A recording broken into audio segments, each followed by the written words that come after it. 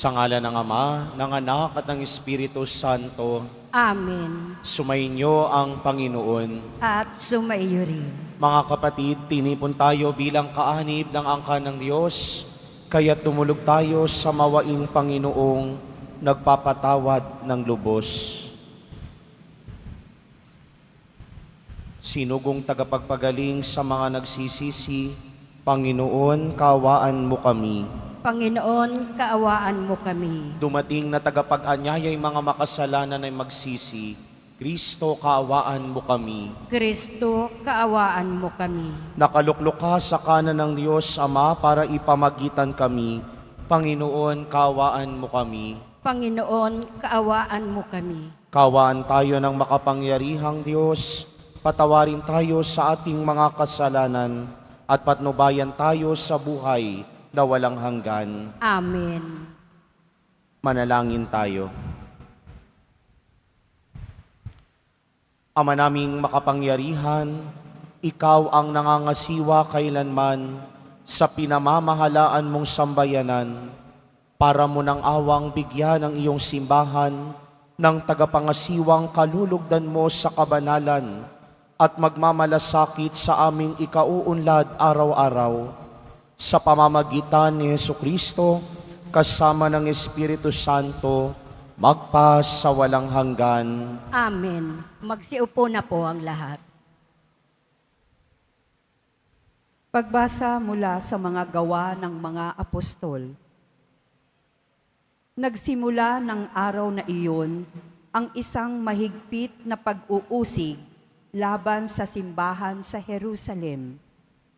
At liban sa mga apostol, lahat ng sumasampalataya na nangalat sa lupain ng Judea at Samaria. Si Esteban na may inilibing ng mga taong may takot sa Diyos at gayon na lamang ang kanilang panangis. Samantala, sinikap ni Saulo na wasakin ang simbahan. Pinapasok niya ang bahay-bahay at kinakaladkad ang mga sumasampalataya at ibinibilanggo maging lalakit maging babae. Nangalat ang mga mananampalataya at saan man sila makarating ay ipinangangaral nila ang salita. Nagpunta si Felipe sa isang lungsod ng Samaria at ipinangaral doon ang Mesiyas. Nang mabalitaan ng mga tao at makita ang mga kababalaghang ginagawa niya, pinakinggan nilang mabuti ang sinasabi niya, sapagkat ang masasamang espiritu ay umaalis sa mga taong inaalihan nito at sumisigaw habang lumalabas. Maraming lumpo at mga pilay ang napagaling, kaya't nagkaroon ng malaking kagalakan sa lungsod na iyon. Ang salita ng Diyos. Salamat sa Diyos. Sangkalupaang nilalang, galak sa pooy isigaw. Sangkalupaang nilalang, galak sa puoy isigaw. Sumigaw sa galak ang mga nilalang, at purihin ng Diyos na may kagalakan. Wagas na pagpuri sa Kanya'y ibigay. Ito ang sabihin sa Diyos na dakila, ang mga gawa mo ay kahanga-hanga. Sangkalupaang nilalang, galak sa puoy isigaw. Ang lahat sa lupa ika'y sinasamba, awit ng papuri yaong kinakanta. Ang iyong pangalay pinupuri nila. Ang ginawa ng Diyos, lapit at pagmasdan, ang kahanga-hangang ginawa sa tanan. Sangkalupaay nilalang, galak sa puoy isigaw. Naging tuyong lupa kahit yaong tubig, at ang nuno natin ay doon tumawid. Kaya naman tayo'y nagalak ng labis. Siya'y naghaharing may lakas ang bisig. Sangkalupaang nilalang, galak sa puoy isigaw. Magsitayo na po ang lahat.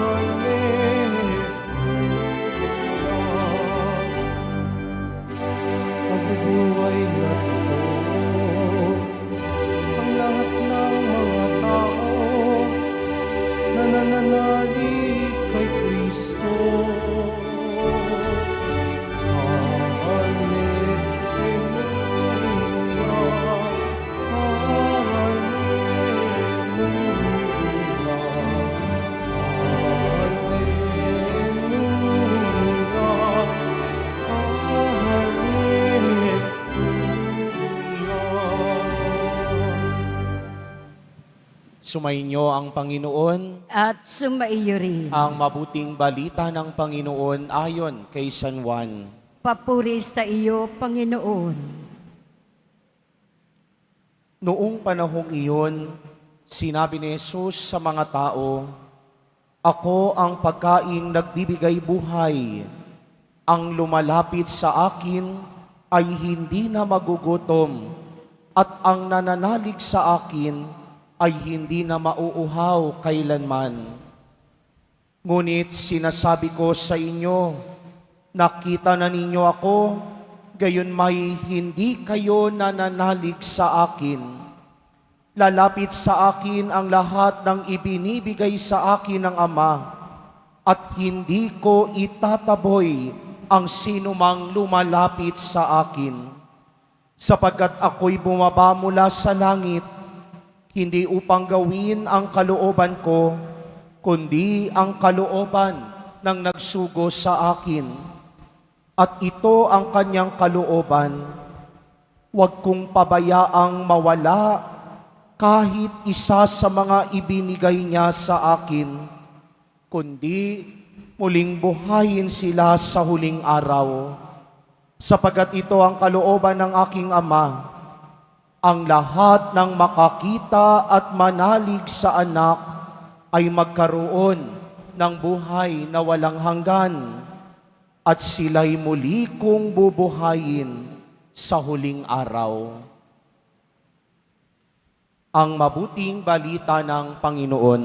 Pinupuri ka namin, Panginoong Heso Kristo. Magsiupo na po ang lahat. Magandang umaga po sa inyong lahat. 3 araw na nating pinagninilayan ang halaga ng pagdiriwang ng sakramento ng Eukaristiya.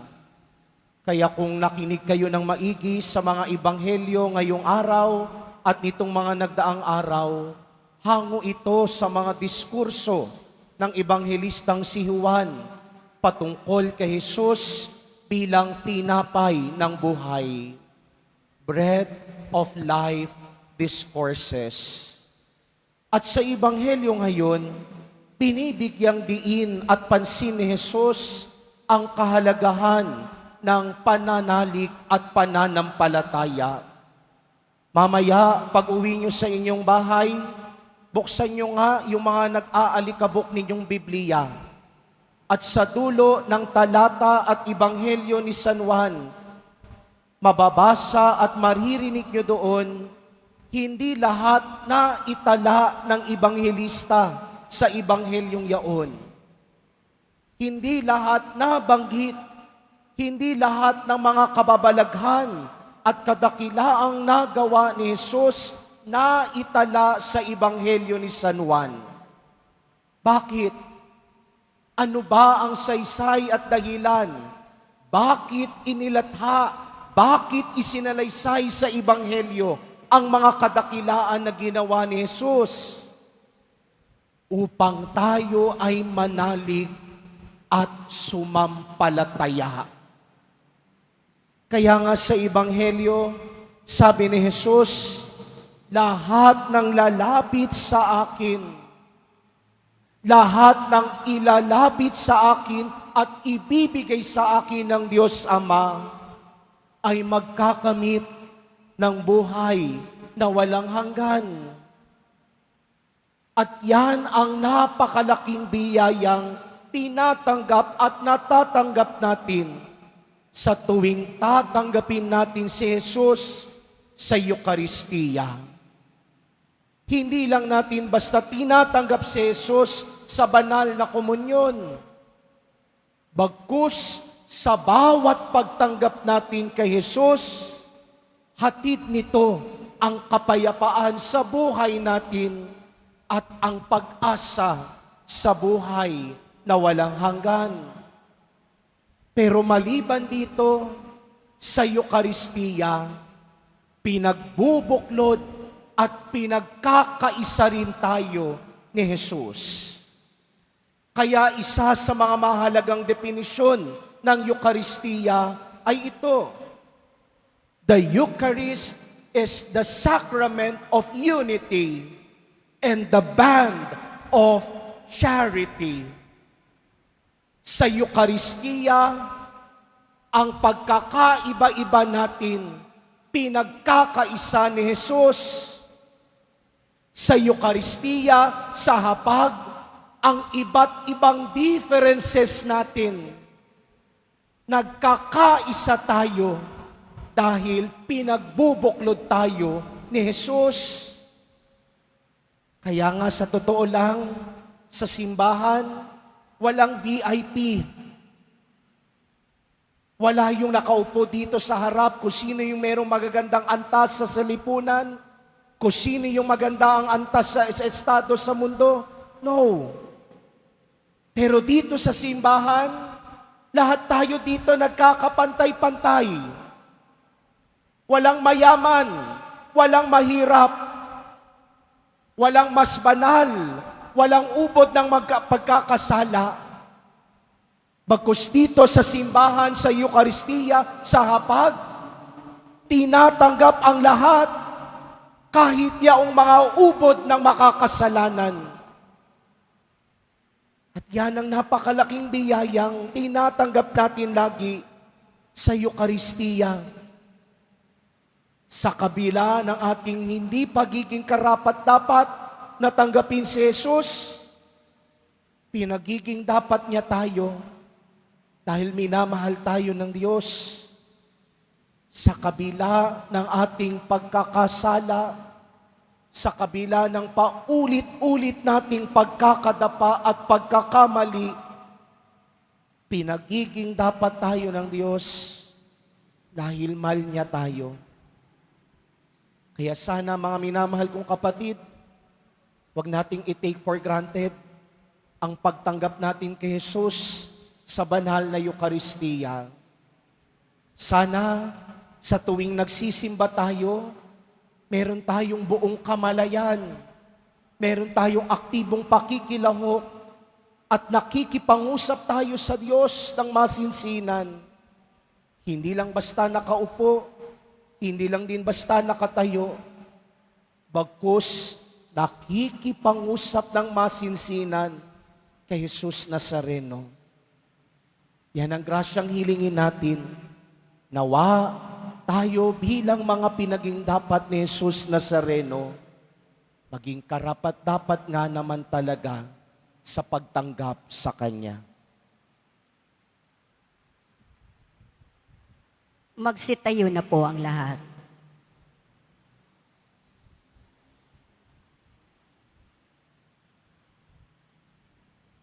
Minamahal kong mga kapatid, taglay ang pagtitiwala sa pagiging bukas loob ng Diyos Ama na naghandog sa atin ang Kanyang anak sa Eukaristiya.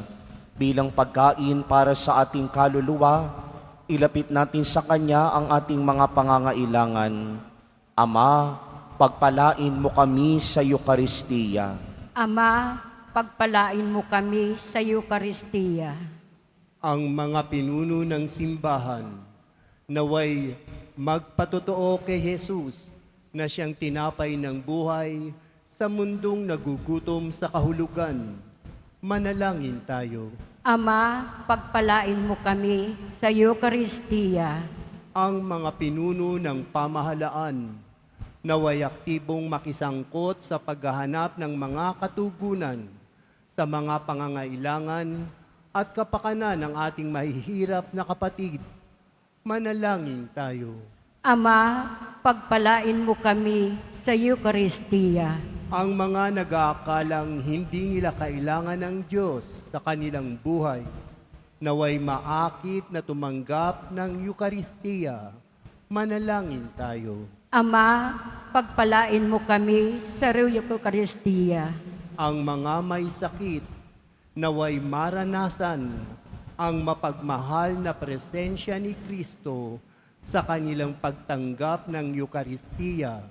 Manalangin tayo. Ama, pagpalain mo kami sa Eukaristiya. Ang mga yumaong tumanggap ng tinapay ng buhay, naway magkamit ng buhay na walang hanggan. Manalangin tayo. Ama, pagpalain mo kami sa Eukaristiya. Sa isang natatanging pamamaraan, Panalangin din natin ang ating mga kardinal na maghahalal at magtatalaga sa bagong Santo Papa. Pagkalooban nawa sila ng karunungan at grasya ng Espiritu Santo na siyang tutulong at magiging gabay nila sa pagpili. Manalangin tayo. Ama, pagpalain mo kami sa Eucharistia. Amang nasa langit, gawin mo kaming tapat na nagpapasalamat para sa handog mong Eucharistia na siyang nagbibigay ng pag-asa at kahulugan sa aming buhay. Hiniling namin ito sa pamamagitan ni Kristo na aming Panginoon. Amen. Magsiupo na po ang lahat.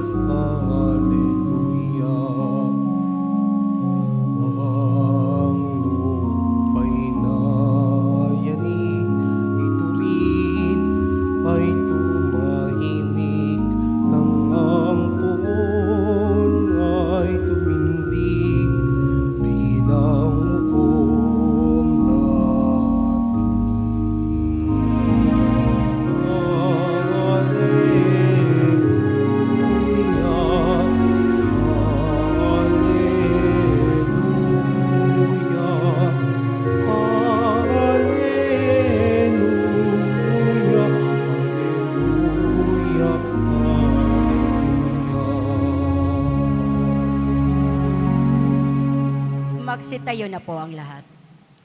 Manalangin kayo mga kapatid upang paghahain natin ay kalugdan ng Diyos amang makapangyarihan. Tanggapin nawa ng Panginoon itong paghahain sa iyong mga kamay, sa kapurihan niya at karangalan sa ating kapakinabangan at sa buong sambayanan niyang banal. Ama naming lumikha, naway sumaamin ang masaganang batis ng iyong awa upang pakundangan sa mga alay sa iyo na aming inihanda, kami magkamit ng tagapangasiwa na sa iyong simbahan ay mamamahala sa ikalulugod mo at aming ikatutuwa sa pamamagitan ni Jesucristo kasama ng Espiritu Santo magpa sa walang hanggan. Amen. Sumainyo ang Panginoon. At sumayo rin. Itaas sa Diyos ang iyong puso at diwa. Itinaas na namin sa Panginoon. Pasalamatan natin ang Panginoong ating Diyos. Marapat na siya ay pasalamatan. Ama naming makapangyarihan, tunay ngang marapat na ikaw ay aming pasalamatan. Ngayong ipinagdiriwang ang paghahain ng Mesiyas, ang maamong tupa na tumubos sa aming lahat. Naghahaing walang humpay ang anak mong minamahal upang magkasalo-salo ang tanan sa piging ng iyong buhay. Hindi na mamamatay ang inihain sa krus. Ang sa krus, ipinakoy buhay lagi bilang handog. Kaya kaisa ng mga anghel na nagsisiawit ng papuri sa iyo nang walang humpay sa kalangitan, kami nagbubunyi sa iyong kadakilaan. Santo, Santo, Santo, Panginoong Diyos ng mga hukbo, napupuno ang langit at lupa ng kadakilaan mo. Usana sa kaitaasan, pinagpala ang naparirito sa ngalan ng Panginoon. Usana sa kaitaasan, magsiluhod po ang lahat. Ama naming banal, ikaw ang bukal ng tanang kabanalan. Kaya't sa pamamagitan ng iyong Espiritu, gawin mong banal ang mga kaloob na ito upang para sa amin maging katawan at dugo ng aming Panginoong Hesukristo. Bago niya pinagtiis ang kusang loob na maging handog, hinawakan niya ang tinapay, pinasalamatan kaniya, pinaghati-hati niya iyon, iniabot sa kanyang mga alagad at sinabi, tanggapin ninyong lahat ito at kanin, ito ang aking katawan na ihahandog para sa inyo.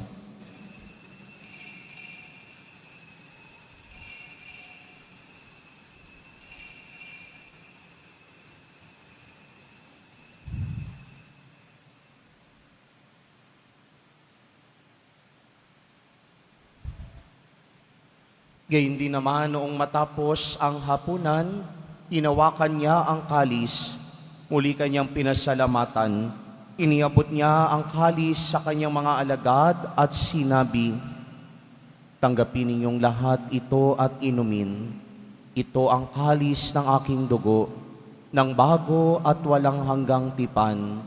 Ang aking dugo na ibubuhos para sa inyo at para sa lahat, sa kapagpapatawad ng mga kasalanan.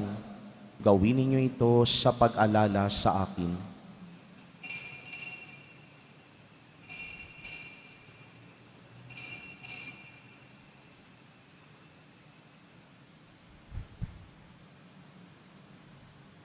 Magsitayo na po ang lahat.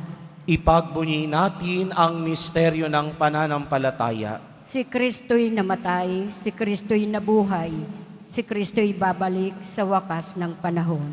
Ama, ginagawa namin ngayon ang pag-alala sa pagkamatay at muling pagkabuhay ng iyong anak, kaya't iniaalay namin sa iyo ang tinapay na nagbibigay buhay at ang kalis na nagkakaloob ng kaligtasan. Kami nagpapasalamat dahil kami iyong winarapat na tumayo sa harap mo para maglingkod sa iyo. Isinasamo namin kaming magsasalo-salo sa katawan at dugo ni Kristo ay mabuklod sa pagkakaisa sa pamamagitan ng Espiritu Santo. Ama, linghapin mo ang iyong simbahang laganap sa buong daigdig. Puspusin mo kami sa pag-ibig kaysa ni Jose na aming obispo at ng tanang kaparian. Alalahanin mo rin ang mga kapatid naming nahimlay na may pag-asang sila'y muling mabubuhay, gayon din ang lahat ng mga pumanaw.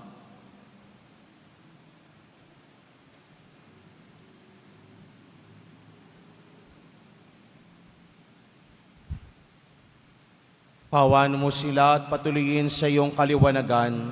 Kawan mo at pagindapatin kaming lahat na makasalo sa iyong buhay na walang wakas, kaysa ng mahal na Birheng Maria na Ina ng Diyos, ng kabiyak ng puso niyang si San Jose, kaysa ng mga apostol ni San Juan Bautista at ng lahat ng mga banal na namuhay dito sa daigdig ng kalugod-lugod sa iyo. May pagdiwang nawa namin ang pagpupuri sa ikararangal mo sa pamamagitan ng iyong anak na aming Panginoong Hesukristo. Amen. Sa pamamagitan ni Kristo, kasama niya at sa Kanya, ang lahat ng parangal at papuri ay sa iyo, Diyos amang makapangyarihan, kasama ng Espiritu Santo, magpas sa walang hanggan. Amen. Sa tagubilin naman nakagagaling na utos at turo ni Jesus na Panginoon natin at Diyos, ipahayag natin ng lakas loob.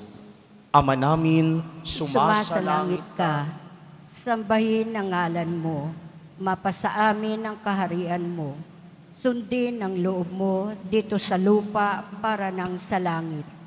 Bigyan mo kami ngayon ng aming kakanin sa araw-araw at patawarin mo kami sa aming mga sala para nang pagpapatawad namin sa nagkakasala sa amin, at huwag mo kaming ipahintulot sa tukso at iadya mo kami sa lahat ng masama. hiniling namin kami at Diya sa lahat ng masama, pagkalooban ng kapayapaan araw-araw, iligtas sa kasalanan at ilayo sa lahat ng kapahamakan, samantalang aming pinananabikan ng dakilang araw ng pagpapahayag ng tagapagligtas naming si Hesukristo.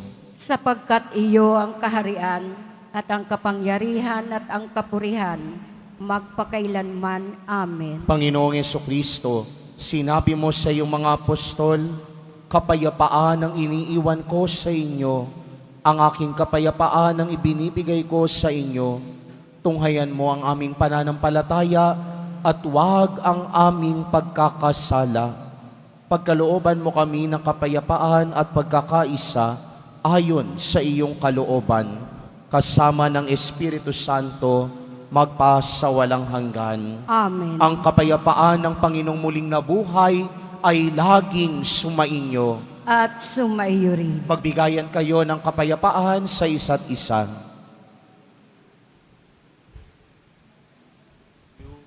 Kordero ng Diyos na nag-aalis ng mga kasalanan ng sanlibutan, maawa ka sa amin. Kordero ng Diyos na nag-aalis ng mga kasalanan ng sanlibutan, maawa ka sa amin. Kordero ng Diyos na nag-aalis ng mga kasalanan ng sanlibutan, ipagkaloob mo sa amin ng kapayapaan. Magsiluhod po ang lahat.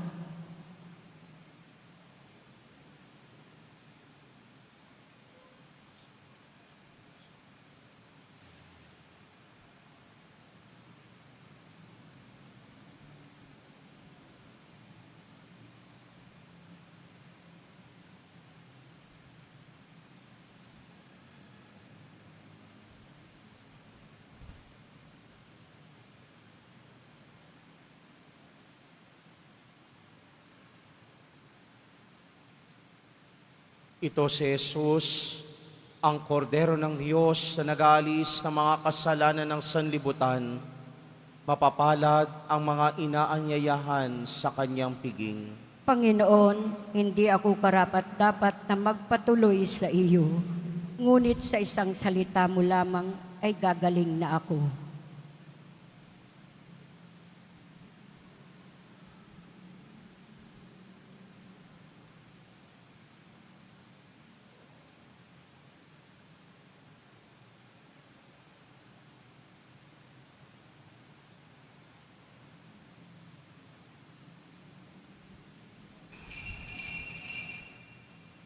Para sa lahat ng tatanggap ng banal na komunyon, sasagot po tayo ng amin pagkasabi ng pare o ng lay minister ng katawan ni Kristo at isubo agad sa bibig bago umalis sa harapan ng pare o lay minister. Sumunod po tayo.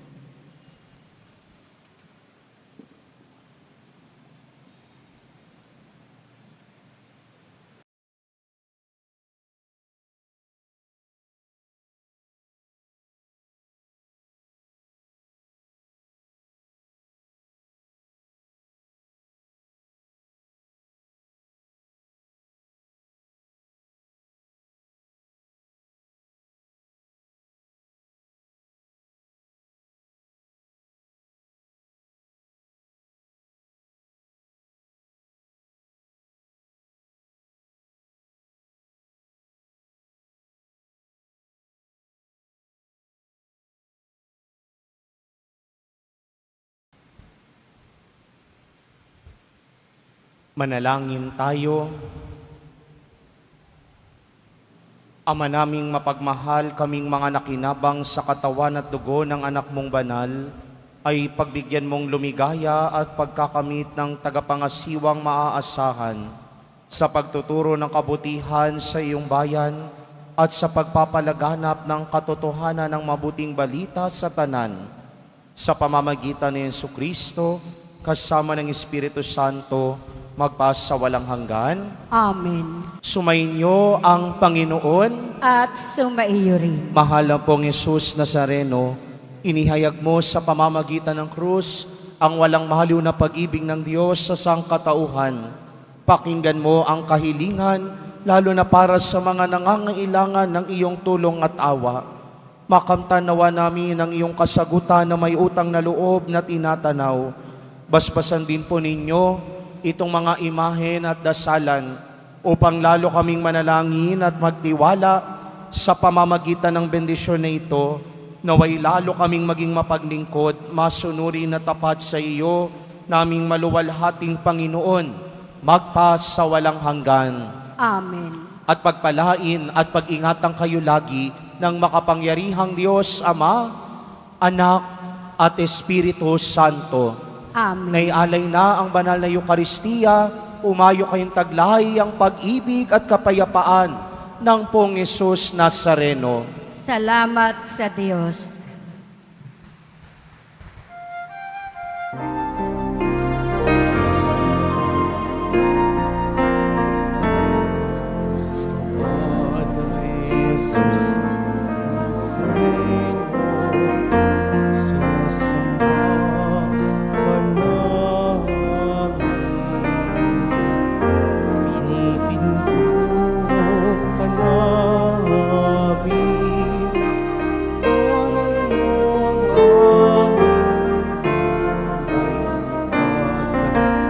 Son,